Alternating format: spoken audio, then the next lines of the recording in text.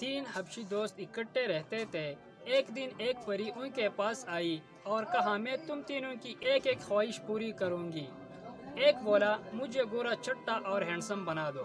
پری نے چڑی گھمائی اور وہ گورا چٹا اور ہینڈسم بن گیا۔ دوسری نے بھی یہی خواہش کی، اس کی خواہش بھی پوری ہو گئی۔ تیسرے کی باری آئی تو اس نے بے تحاشا ہنسنا شروع کر دیا۔ پری بولی ہنسو مت، اپنی خواہش بتاؤ۔ تیسرا بولا ان دونوں کو پھر سے کالا کر دو۔ گرل فرینڈ کیا تم ایک ہاتھ سے ڈریو کر سکتے ہو؟ بوائے فرینڈ آف کورس، کیوں نہیں؟ گرل فرینڈ تو پلیز پھر دوسرے ہاتھ سے اپنی ناک صاف کر لو۔ بچہ ماما مجھے دکان سے پٹاخے لینے ہیں۔ ماں بیٹا یہ دکان نہیں، گرلز ہاسٹل ہے۔ بچہ مگر پاپا تو کل اپنے دوست کو بتا رہے تھے کہ شہر کے سارے پٹاخے یہاں ہوتے ہیں۔ استاد پاکستان میں امن کیوں قائم نہیں ہوتا ہے؟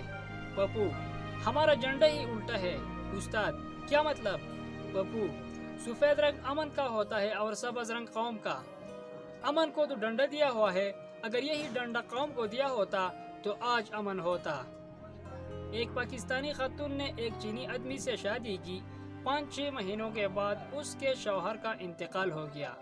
تعزیت کو آئی ایک خاتون نے کچھ یوں ان کو حوصلے دیا، ہمت کرو بہن، چائنا کی چیزیں 5-6 مہینے سے زیادہ نہیں چلتے۔